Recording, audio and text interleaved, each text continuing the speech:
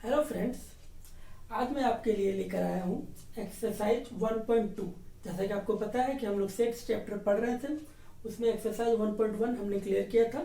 आज मैं लेकर आया हूँ एक्सरसाइज 1.2। एक्सरसाइज 1.2 में पहला क्वेश्चन है, which of the following are examples of null set. जैसा कि आपको पता है, मैंने आपको बताया है, नल सेट या एम्प्टी सेट या वॉइड सेट, नल सेट या एम्प्टी सेट या वॉइड सेट किसे कहते हैं? एक ऐसा सेट जिसमें कोई भी एलिमेंट ना हो, एक ऐसा सेट जिसका नंबर ऑफ एलिमेंट्स 0 हो, उसे एम्प्टी सेट, नल सेट या वॉइड सेट कहते हैं। इसे हम डिनोट कैसे करते हैं? पाई से डिनोट करते हैं या फिर एम्प्टी ब्रैकेट से डिनोट करते हैं। ठीक है, तो हम देखते हैं कि इन क्वेश्चंस में से कौन सा ऐसा सेट है जो कि एम्प्टी सेट या नल सेट है।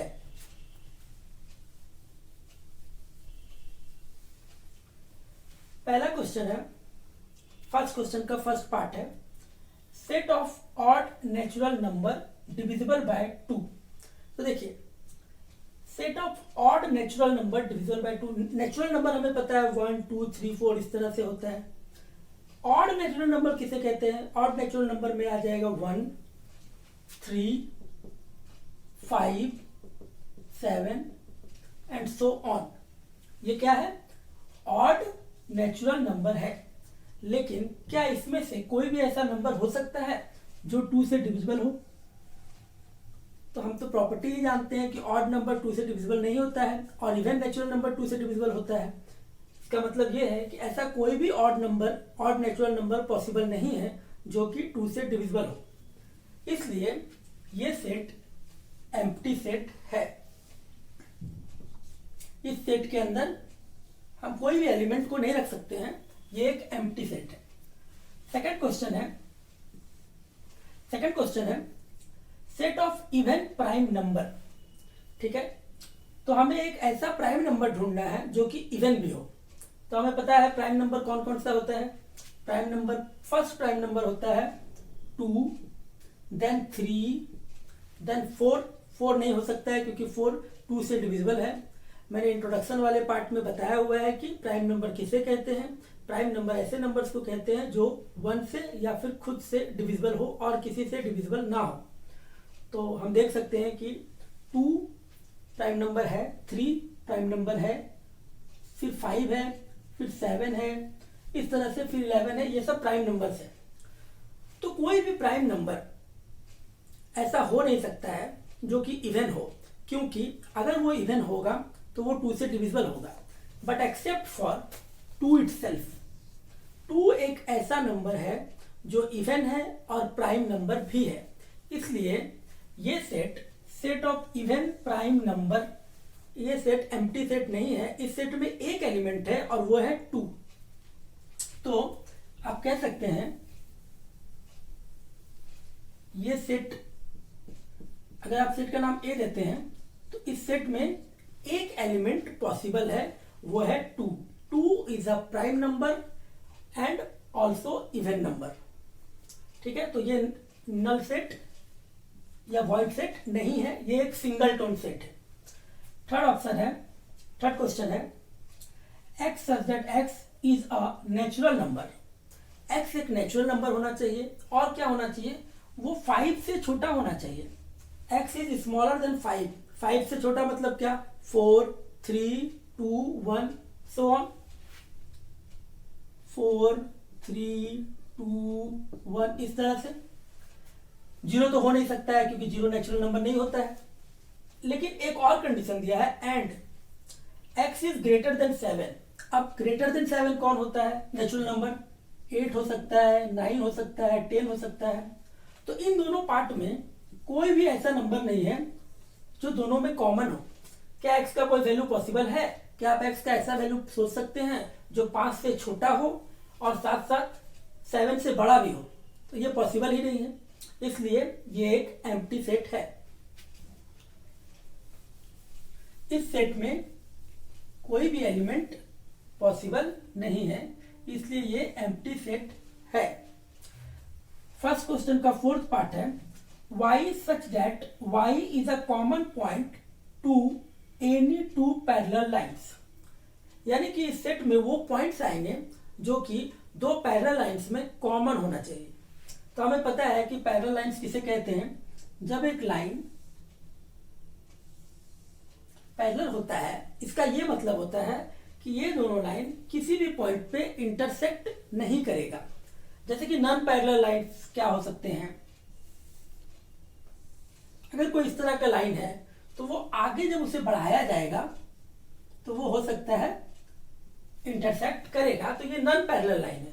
और नॉन पैरेलल लाइन में एक कॉमन पॉइंट फाइंड आउट करना पॉसिबल होता है, लेकिन हमें बोला गया है y such that y is a common point to any two parallel lines, यानी कि दो लाइंस दिए हुए हैं जो दोनों लाइंस क्या है, पैरेलल है, और इसके बीच में आपको कॉमन पॉइंट निकालना है। तो ये दोनों लाइन तो कभी इंटरसेक्ट करेगा ही नहीं, इसलिए इन दोनों में कोई कॉमन पॉइंट पॉसिबल ही नहीं है। अगर ये नॉन पैरेलल लाइंस होते इस तरह का तो वो लाइन इंटरसेक्ट करता और उसका एक कॉमन पॉइंट होता, इसलिए ये सेट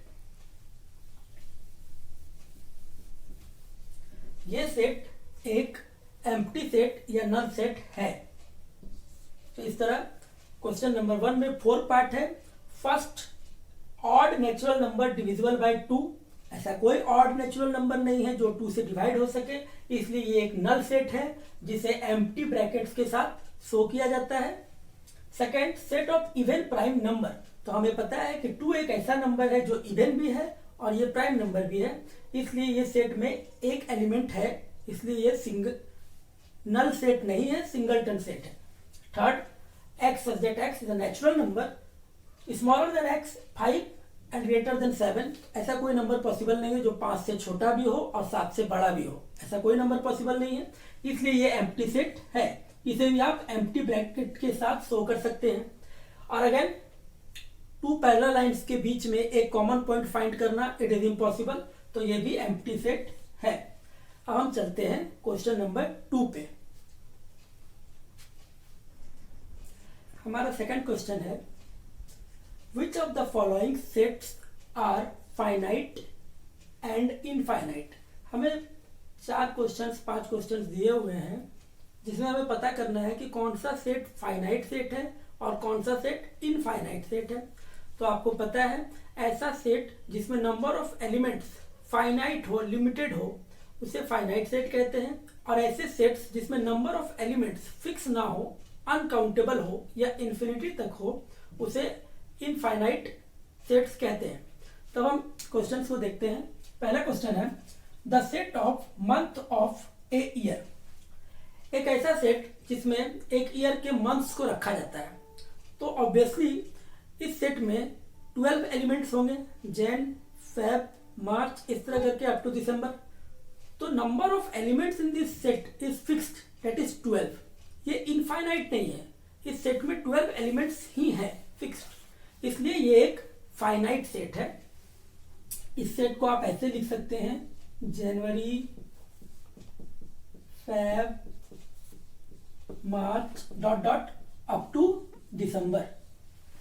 ये एक फाइनाइट सेट है, इसमें number of elements in this set A we can say 12, इसलिए ये क्या है, एक फाइनाइट सेट है, इसे हम कह सकते हैं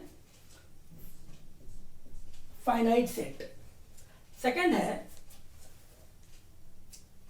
सेट 1 2 3 डॉट डॉट डॉट, और इसे कहीं क्लोज नहीं किया गया है, तो हम कह सकते हैं कि ये एक इनफाइनाइट सेट है, क्योंकि हमें पता नहीं कि इसमें नंबर ऑफ एलिमेंट्स कितना हो सकता है।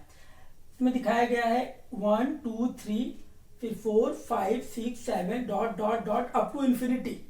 Number of elements is not fixed, हम लोग कह नहीं सकते हैं कि इसमें 100 एलिमेंट होगा, 200 एलिमेंट होगा, 500 एलिमेंट होगा, वो इनफाइनाइट होगा।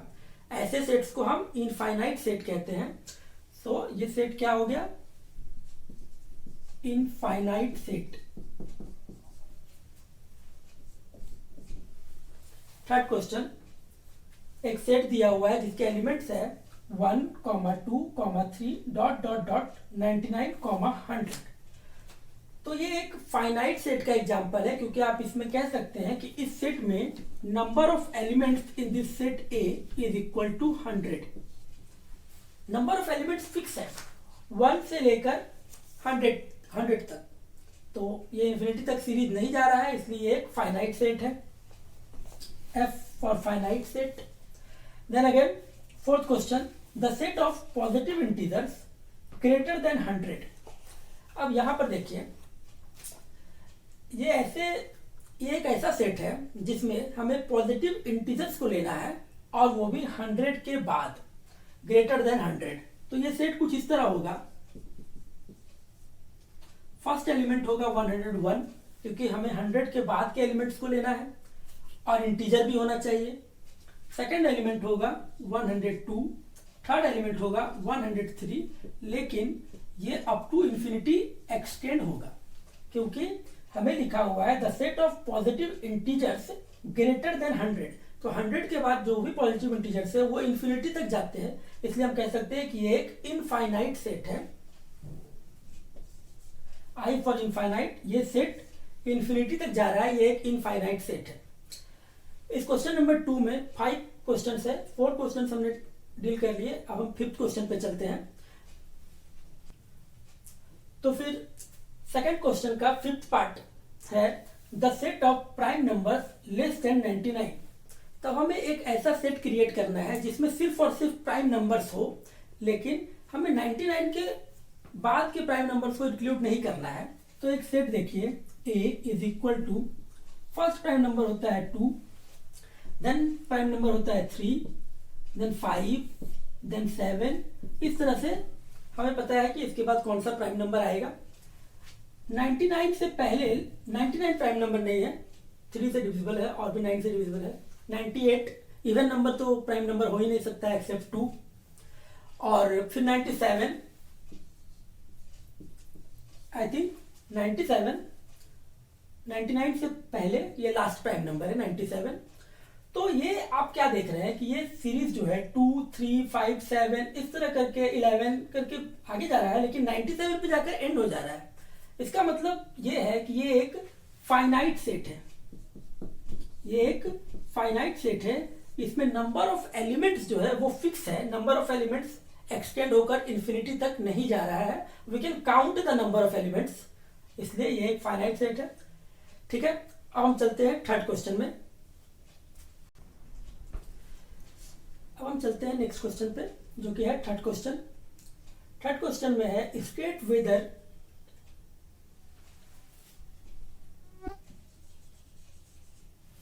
Weather each of the following sets are finite और इनफाइनाइट।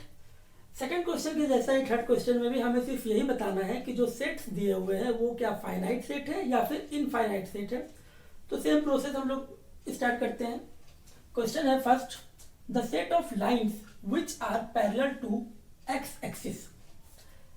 तो हमें ऐसे लाइन्स का सेट फाइंड आउट करना है जो कि एक्स एक्सिस के पैरेलल हो। सबसे पहले हम लोग कोऑर्डिनेट एक्सिस बनाते हैं, ड्रॉ करते हैं। ड्रॉ करने के बाद हम लोग देखते हैं ये एक्स एक्सिस है और ये वाई एक्सिस है, ये ऑरिजिन है। अब हमें ऐसे लाइंस को फाइंड आउट करना है जो एक्स एक्सिस के पैरेलल हो। तो देखिए, एक लाइन ये हो सकता है एक्स एक्सिस के पैरेलल, फिर एक लाइन ये हो सकता है एक्स एक्सिस के पैरेलल, फिर एक लाइन ये हो सकता है एक्स एक्सिस के पैरेलल, इधर भी हो सकता है एक्स एक्सिस के पैरेलल। फिर इन दोनों लाइन के बीच में आप काउंट नहीं कर सकते हैं, इतने लाइंस इन दोनों लाइंस के बीच में भी पैरेलल हो सकते हैं। इन दोनों लाइंस के बीच में भी बहुत सारे लाइंस, इनफाइनाइट लाइंस पैरेलल हो सकते हैं। मतलब मैं आपको सिंपली ये बताना चाहता हूं कि एक्स एक्सिस के पैरेलल आप अपवर्ड डाउनवर्ड दोनों ही साइड कितने ही पैरेलल लाइंस ड्रॉ कर सकते हैं। इसलिए ये जो सेट है वो इनफाइनाइट सेट है, इसका कोई लिमिट नहीं है। आप कितने ही स्ट्रेट लाइंस जो कि एक्स एक्सिस के पैरेलल हो ड्रॉ कर सकते हैं। ठीक है, इसलिए ये कैसा सेट हो गया, ये एक इनफाइनाइट सेट है। सेकंड क्वेश्चन है the set of letters in English alphabet. अब आपको पता है इंग्लिश अल्फाबेट में कौन कौन से लेटर्स हैं, ए है, बी, सी, डी, सब लोग जानते हैं, और अप टू जेड। तो इसलिए जब हम इस सेट को क्रिएट करेंगे या ये सेट को लिखते हैं तो सेट का फर्स्ट लेटर होता है, फर्स्ट एलिमेंट है A, then B, then C, up to Z. तो कह सकते हैं ऑब्वियसली कि ये जो सेट है ये एक फाइनाइट सेट है, इसमें नंबर ऑफ एलिमेंट्स फिक्स है। So it is a finite set. अगर आपको किसी पॉइंट में कोई डाउट हो तो आप प्लीज कमेंट कीजिएगा, तो मैं उसे एक बार और क्लियर कर दूंगा। अब मैं चलता हूं थर्ड क्वेश्चन के थर्ड पार्ट। थर्ड पार्ट में क्वेश्चन है the set of numbers which are multiple of 5। तो एक ऐसा सेट हमें क्रिएट करना है या लिखना है जो जिसमें कि एलिमेंट्स जो है वो 5 के मल्टीपल्स में होने चाहिए। वैसे आपको सेट बिल्डर फॉर्म और रोस्टर फॉर्म दोनों में लिखकर दिखाता हूं। जब इसे रोस्टर फॉर्म में हम लिखेंगे तो क्या होगा, फर्स्ट एलिमेंट क्या होगा जो 5 का मल्टीपल है, 5 इटसेल्फ 5 का मल्टीपल है। 5 के बाद 5 का मल्टीपल कौन सा है, तो 5 इंटू 2 करेंगे तो 10, जो कि 5 का नेक्स्ट मल्टीपल है। उसके बाद का मल्टीपल कौन सा होगा, 5 इंटू 3 15 नेक्स्ट मल्टीपल, फिर 20 next multiple, 25 next multiple, and dot dot dot. ये इनफाइनाइट तक ये सीरीज जा सकता है, इस सीरीज का कोई एंड नहीं है। जैसे अगर हम सेट बिल्डर फॉर्म में लिखते हैं तो कैसे लिखते हैं, x subject x is equal to 5n।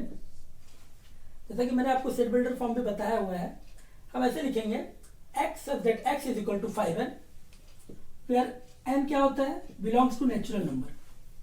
n belongs to natural number, क्योंकि नेचुरल नंबर देखिए पहले हम 1 पुट कर रहे हैं, फिर 2 पुट कर रहे हैं, फिर 3 पुट कर रहे हैं, और हमें यहाँ पर n का कोई वैल्यू फिक्स करने का जरूरत नहीं है, ग्रेटर देन या स्मॉलर देन कुछ भी फिक्स करने की जरूरत नहीं है, क्योंकि ये तो सीरीज इनफाइनाइट तक जा रहा है। हमें क्वेश्चन में ऐसा कुछ बोला ही नहीं है कि इसे हमें कहीं लिमिट करना है या फिक्स करना है। देखिए क्वेश्चन क्या है, the set of numbers which are multiple of 5, यानी कि ये सीरीज इनफाइनाइट तक जा सकता है। अगर इसमें लिखा होता the set of numbers which are multiple of 5 up to 100 या अप टू 200, तो वहां पर वो लिमिटेड हो जाता, वो फाइनाइट सेट हो जाता। लेकिन अभी चूंकि इसे हमें n के वैल्यू को फिक्स करने की जरूरत नहीं है, कोई भी नेचुरल नंबर पुट किया जा सकता है। इसलिए रोस्टर फॉर्म में इस तरह लिखा जा सकता है, सेट बिल्डर फॉर्म में इस तरह लिखा जा सकता है, और ओवरऑल दोनों फॉर्म में आप देख सकते हैं कि ये सीरीज कैसा है, ये सेट कैसा है, ये सेट इनफाइनाइट सेट है, इनफाइनाइट सेट। आई होप कि क्लियर हुआ होगा। नेक्स्ट पार्ट देखिए क्या है, the set of animals living on the earth. देखिए ये कभी कभी कंफ्यूजिंग हो सकता है। हमें ऐसा सेट क्रिएट करना है जिसमें सारे एनिमल्स को रखना है जो कि अर्थ पर मौजूद है। तो देखिए इसे एक्चुअली काउंट करना ये तो मुश्किल है, लेकिन ये एक फिक्स्ड नंबर ही होगा। जैसे the number of human beings का जो पॉपुलेशन है, अर्थ पे कितने ह्यूमन बींग्स है, हालांकि इसे काउंट करना थोड़ा मुश्किल है, लेकिन ये एक फिक्स नंबर है, ये इनफाइनाइट नहीं है। तो नंबर ऑफ एनिमल्स भी जो अर्थ पर है वो इनफाइनाइट नहीं है, काउंट करना मुश्किल है लेकिन फाइनाइट है। इसलिए आप इसे समझ सकते हैं कि ये एक फाइनाइट सेट है, फाइनाइट सेट है। आप फिर से इसको समझ लीजिए, हालांकि number of animals living on the earth, इसे काउंट करना थोड़ा मुश्किल है, लेकिन फिर भी ये एक फिक्स नंबर है, ये इनफाइनाइट नहीं है, इसीलिए हम इसे फाइनाइट सेट के अंदर ही रखते हैं। अब हम चलते हैं थर्ड क्वेश्चन के फिफ्थ पार्ट में। फिफ्थ क्वेश्चन में है the set of circles passing through the origin 0 0, जिसके कोऑर्डिनेट्स दिए हुए हैं 0 0। तो फिर से आप देख सकते हैं ये कोऑर्डिनेट एक्सिस है। हमें एक ऐसा सर्कल ड्रॉ करना है जो कि ओरिजिन से पास करना चाहिए। तो ये एक सर्कल इतना छोटा भी हो सकता है, ये एक सर्कल जो ऑरिजिन से पास करता हुआ इतना बड़ा भी हो सकता है, ये एक सर्कल ऐसे भी हो सकता है। मतलब कि आप infinite number of circles draw कर सकते हैं इस तरह से टेंड करते हुए इस साइड में। इसी तरह से कुछ सर्कल्स ऐसे भी ड्रॉ किए जा सकते हैं इस तरह से इस एंड में। फिर और भी सर्कल्स ड्रॉ कर सकते हैं जो ऑरिजिन से पास कर रहा है। देखिए ये सर्कल ऑरिजिन से पास कर रहा है, फिर ये सर्कल थोड़ा बड़ा हुआ, ये भी ऑरिजिन से पास कर रहा है। इधर आप ड्रॉ कर सकते हैं जो ऑरिजिन से पास करता हुआ सर्कल है। मतलब मैं यही बताना चाहता हूं कि ऑरिजिन से पास करता हुआ हम कितना भी सर्कल ड्रॉ कर सकते हैं। ये एक इनफाइनाइट सेट है, इनफाइनाइट सेट। ठीक है, अब हम चलते हैं फोर्थ क्वेश्चन में। तो हमारा फोर्थ क्वेश्चन है, in the following state whether A is equal to B और not. In the following question, नीचे दिए गए जो क्वेश्चन है इसमें हमें बताना है कि ए और बी इक्वल है या नहीं, दो सेट इक्वल है या नहीं। तो हमने इक्वल सेट्स पढ़ा हुआ है। इक्वल सेट उसे कहते हैं जिसमें each and every element should be the same, हर एक एलिमेंट सेम होना चाहिए। तो जैसे हम लोग पहला एग्जांपल देखते हैं, फर्स्ट पार्ट ए, एक सेट दिया हुआ है ए जिसमें 4 एलिमेंट है ए बी सी और डी। फिर एक सेट दिया हुआ है बी जिसमें एलिमेंट्स है डी सी बी ए। तो हम एक चीज ऑब्जर्व करते हैं, जो इसमें जो 4 एलिमेंट्स है ए बी सी डी, वही 4 एलिमेंट्स इसमें भी है, बी सेट में भी है A B C and D. But difference क्या है कि एलिमेंट्स को अरेंज किया गया है अलग तरीके से। तो हम जानते हैं कि दो सेट इक्वल तब होता है जब उसमें नंबर ऑफ एलिमेंट्स और each and every element should be same, लेकिन order of writing does not matter.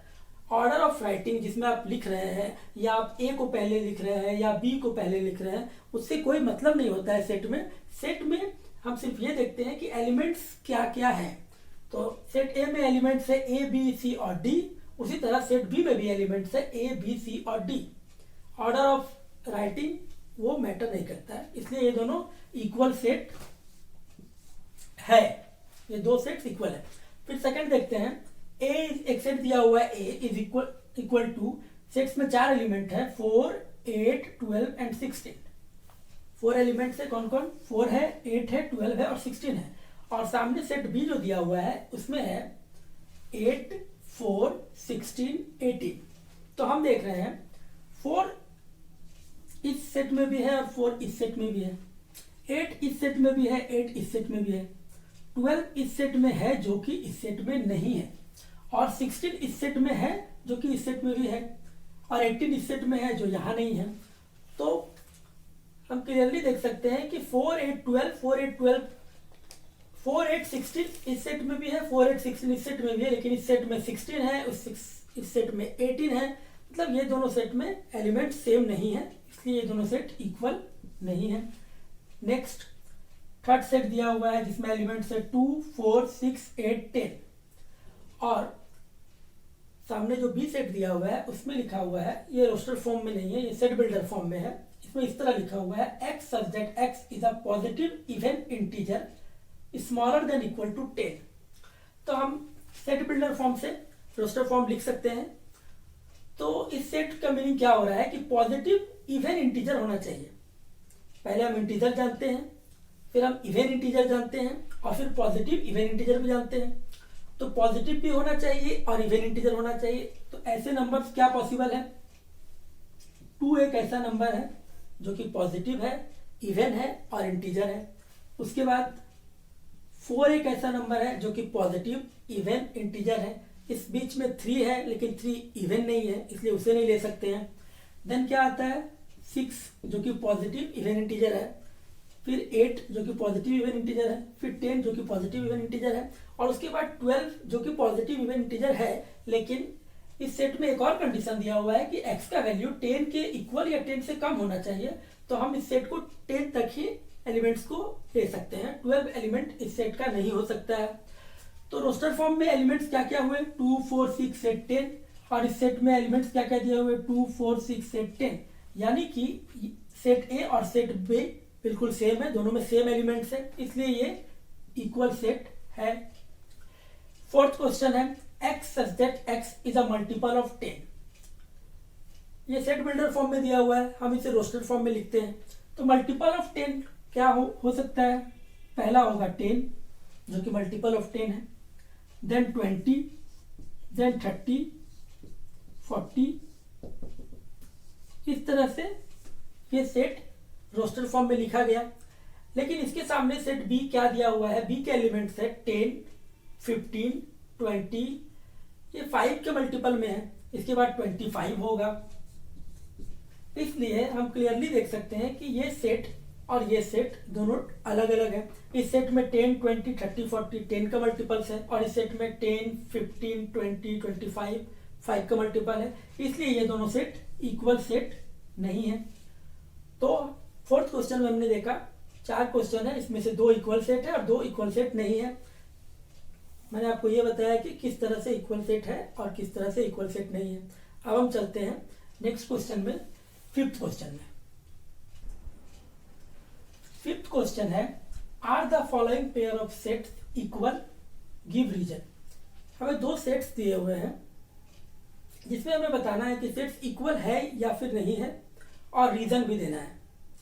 तो फिफ्थ क्वेश्चन का फर्स्ट पार्ट, जिसमें एक सेट ए दिया हुआ है जिसमें 2 एलिमेंट्स है 2 और 3, और एक सेट बी दिया हुआ है जो कि सेट बिल्डर फॉर्म में लिखा हुआ है x such that x is a solution of equation x square plus 5x plus 6 is equal to 0।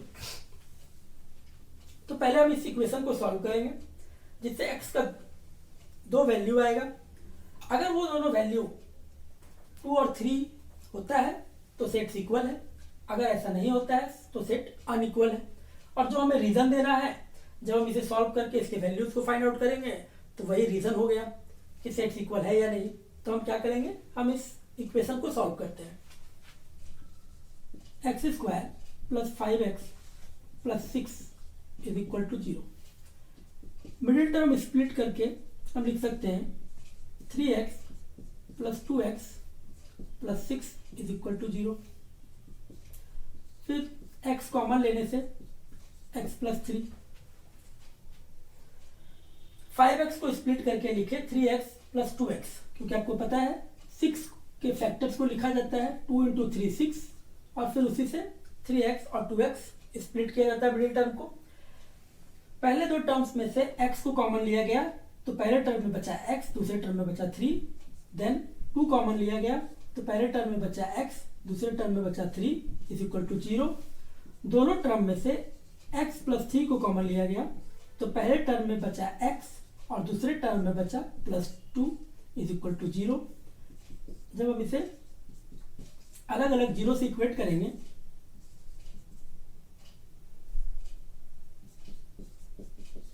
तो x का वैल्यू है -3 और x का वैल्यू है -2, जो कि 2 और 3 के इक्वल नहीं है। यानी कि सेट बी में 2 एलिमेंट्स है, क्या क्या? सेट बी में 2 एलिमेंट्स है -2 एंड -3। तो सेट ए और सेट बी इक्वल नहीं है, ये इक्वल सेट्स नहीं है। अब हम चलते हैं फिफ्थ क्वेश्चन के सेकंड पार्ट में। क्वेश्चन है सेट ए दिया हुआ है x such that x is a letter in the word follow। तो ये एक सेट बिल्डर फॉर्म में दिया हुआ है। हम क्या करते हैं, इसे रोस्टर फॉर्म में लिखते हैं। जब हम रोस्टर फॉर्म में लिखते हैं तो पहला वर्ड है, अल्फाबेट है F, सेकंड है O, फिर है लेटर L, उसके बाद लेटर है L जो कि रिपीटेड है, और हमें पता है कि सेट में हम लेटर्स को रिपीट नहीं करते हैं। देन वर्ड है O, अगेन O भी रिपीटेड है और हमें पता है कि हम O को रिपीट नहीं करेंगे। तो नेक्स्ट वर्ड है W। यानी कि सेट ए में 4 एलिमेंट्स है। 4 एलिमेंट्स कौन कौन से हैं? F, O, L, W। उसी तरह सेट बी जो दिया हुआ है, Y such that Y is a letter in the word wolf, ये भी सेट बिल्डर फॉर्म में दिया हुआ है। अब हम वुल्फ को कन्वर्ट करते हैं सेट बिल्डर फॉर्म से रोस्टर फॉर्म में। तो पहला वर्ड है W, then O, then L, F। इस सेट में भी 4 एलिमेंट्स है, और 4 एलिमेंट्स क्या है, W जो कि सेट A में भी है, O जो कि सेट A में भी है, L जो कि सेट A में भी है, और F जो कि सेट A में भी है। यानी कि सेट A और सेट B में 4 एलिमेंट्स है और ऑल एलिमेंट्स आर इक्वल, इसलिए हम कह सकते हैं set A is equal to set B। इस तरह 5th क्वेश्चन कंप्लीट हुआ। अब हम चलते हैं 6th क्वेश्चन में। 6th क्वेश्चन में है हमें 8 सेट्स दिए हुए हैं, जिसमें हमें पता करना है कि कौन सा सेट किस सेट के इक्वल है। सबसे पहले हम सेट ए को देखते हैं। इसमें 4 एलिमेंट्स है, 2, 4, 8, 12। ये क्या किसी सेट के इक्वल हो सकता है? तो देखिए सेकंड, इसमें 1, 2, 3, 4 है, तो ये इक्वल नहीं है। इसमें 4, 8, 12, जो कि 4, 8, 12 सेट ए में भी है, लेकिन सेट सी में 14 है और सेट ए में 2 है, तो ये दोनों भी इक्वल नहीं है। इसमें आपको एक दूसरे सेट के साथ कंपेयर करना होगा। जैसे कि जब बहुत कंपेयर करते हैं या देखते हैं तो हम ऑब्जर्व करते हैं कि सेट बी में 4 एलिमेंट है, 1, 2, 3, 4। सेट बी को देखिए ध्यान से, तो 4 एलिमेंट है, 1, 2, 3, 4। और फिर आप सेट डी को ध्यान से देखिए, इसमें भी 4 एलिमेंट्स हैं और वो है 1, 2, 3 एंड 4। सिर्फ एलिमेंट्स को रीअरेंज किया गया है, इसलिए हम कह सकते हैं कि सेट बी और सेट डी इक्वल है। सबसे पहला कंक्लूजन निकला कि सेट बी और सेट डी इक्वल है। फिर हम आगे चलते हैं, फिर हम सेट ई को देखते हैं। इसमें 2 एलिमेंट है, तो ये किसी ऐसे ही सेट के इक्वल हो सकता है जिसमें 2 एलिमेंट्स हो। तो 2 एलिमेंट इसमें है लेकिन एलिमेंट्स अलग है। फिर 2 एलिमेंट जी सेट में भी है। फिर हम ध्यान से देखते हैं, ई सेट में एक -1 एलिमेंट है और एक एलिमेंट 1 है। उसी तरह जी सेट में भी एक एलिमेंट -1 है और एक एलिमेंट 1 है। इसलिए फिर से हम देख रहे हैं कि ऑर्डर को चेंज किया गया है, लेकिन एलिमेंट सेम है। इसलिए हम कह सकते हैं कि set E is equal to set G. Set E और सेट जी इक्वल है। फिर सेट एफ में 2 एलिमेंट है और सेट एच में भी 2 एलिमेंट है, लेकिन ये दोनों एलिमेंट्स भी अलग अलग है। सेट एच में 2 एलिमेंट है, 0 और 1। वो सेट जी के साथ भी मैच नहीं कर रहा है, वो सेट ई के साथ भी मैच नहीं कर रहा है। तो हमने देखा इस तरह कि 2 एलिमेंट्स वाले जो सेट है उनमें आपस में सिर्फ एक ही पेयर ऐसा है जो इक्वल है, ई और जी। और 4 एलिमेंट्स वाले सेट्स में हमने देखा कि बी और डी एक ऐसा पेयर ऑफ सेट है जो कि इक्वल है। इसके अलावा कोई भी पेयर इक्वल नहीं है। आप एक बार फिर से देख सकते हैं। इसी तरह चैप्टर 1 का एक्सरसाइज 1.2 कंप्लीट हुआ। अब हम नेक्स्ट वीडियो में मिलेंगे जिसमें चैप्टर 1 का एक्सरसाइज 1.3 रहेगा। तो और भी वीडियोस को देखने के लिए काइंडली मेरे चैनल को लाइक करें, सब्सक्राइब करें, शेयर करें एंड बेल आइकन को दबाएं। Thank you.